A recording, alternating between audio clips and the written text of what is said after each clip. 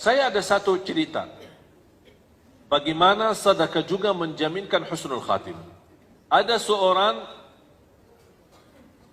termasuk seorang pendakwah, seorang ulama berdakwah di kota Madinah, cukup terkenal. Beliau pernah menyampaikan sebuah cerita, peristiwa, satu cerita, peristiwa bersama dia sendiri. Kata beliau, saya pernah bermimpi.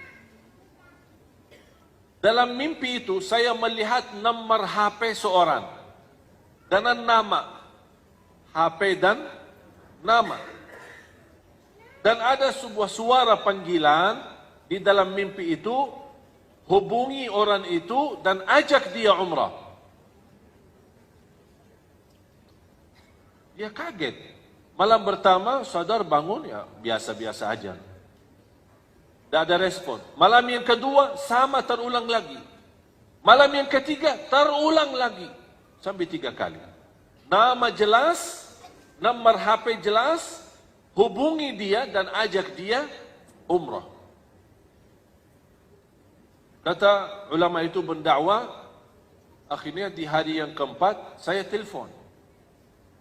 Sebelum saya telefon, di fikiran saya, barangkali ini seorang saleh, seorang apalah punya kelebihan, tapi dalam kondisi susah atau miskin, belum mampu umrah. Jadi Allah SWT punya berbagai macam cara. Kun fayakun, Allah berikan. Menajak orang lain bisa menjadi rizki buat kita.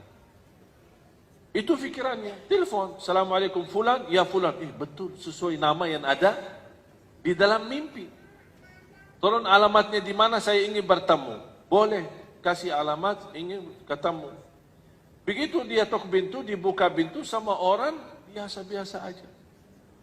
Tidak ada istilahnya kalau di Arab, yang apa jenggotnya besar, atau apa bakannya putih. Nah, biasa aja. Orang-orang istilahnya kalau kita bisa bilang orang awam lah. Bukan orang ulama, bukan orang kiai, bukan orang terlihat ada tanda-tanda kesalehannya. Dia kaget. Maaf, ini Bapak Fulan? Ya, betul.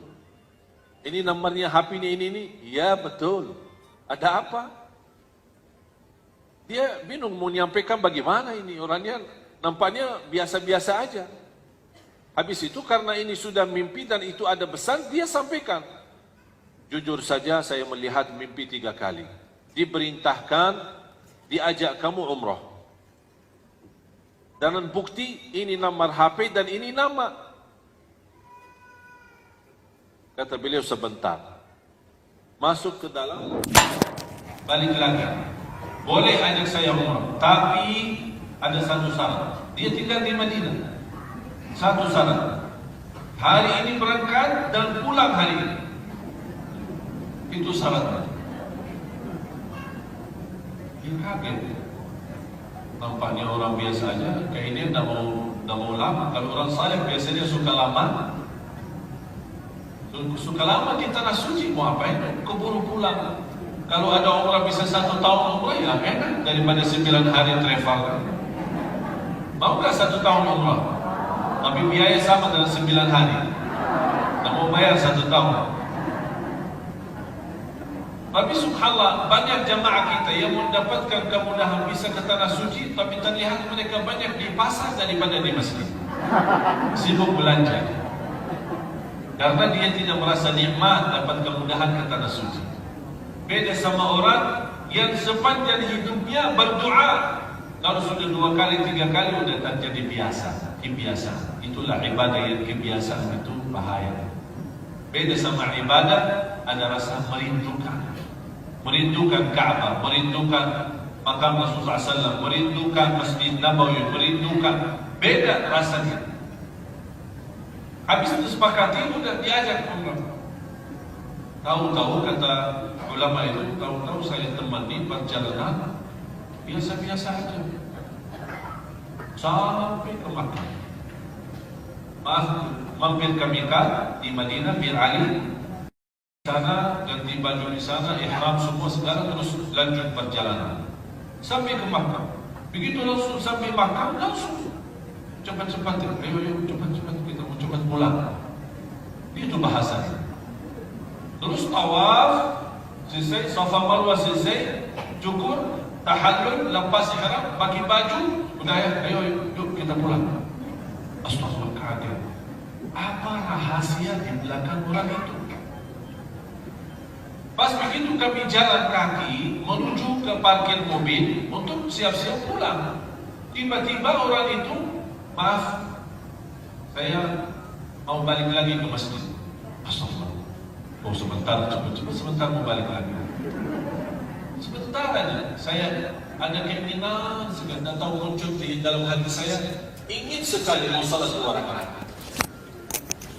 Dari tadi bisa salat, bisa nikmat. Oh cepat-cepat pulang, sekarang mau balik lagi. Udahlah, terserah mau.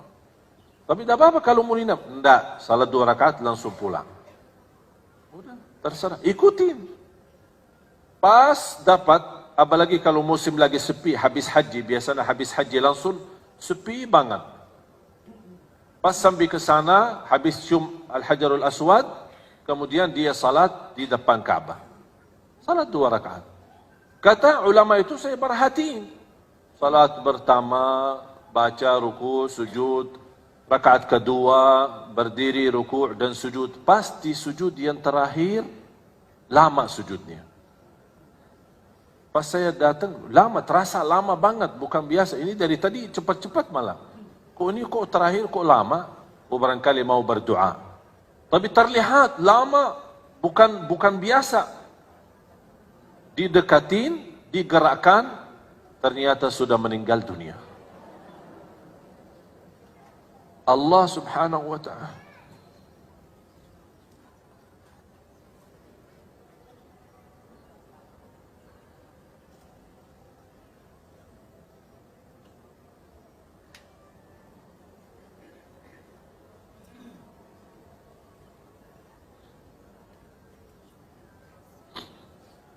Allah subhanahu wa ta'ala mengantarkan orang melalui mimpi untuk menjemput ke husnul khatimah.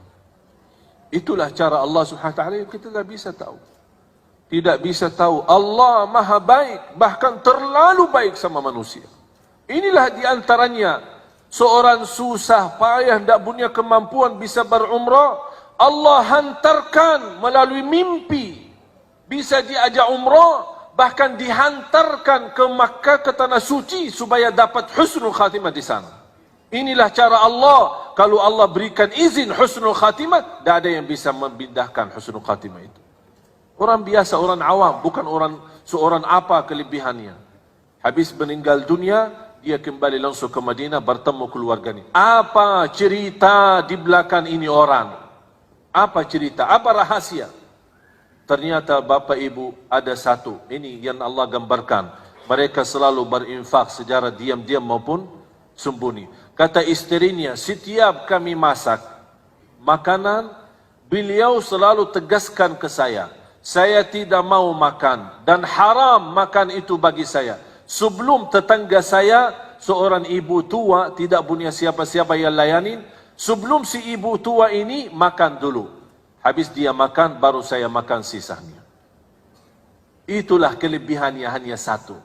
Bu dan jamaah sekalian, kita tidak tahu mana saja amal salih yang menjaminkan husnul khatimah. Bisa amal salih sederhana, tak dinilai, tak dihitung. Tapi ternyata melalui amal itu terjamin masuk surga. Terjamin husnul khatimah, bahkan bisa di tanah suci. Walaupun kita orang di Indonesia. Allah punya berbagai macam cara. Ini semua dunia dan segala isinya Allah yang atur. Kita tidak bisa apa-apa.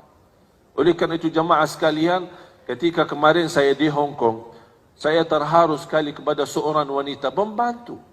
Baru saja saya dapat dengar berita dia kembali ke tanah air nikah, kemudian kembali lagi ke Hong Kong bekerja. Pas kemarin saya mengisi acara bersama Imam Besar Masjid Qiblatain di Hong Kong, ada seorang ibu itu datang kepada saya sambil menangis. Dan dia menyerahkan mas kawin. Dia berkata, ini mas kawin sedekahku untuk tunanetra di Indonesia.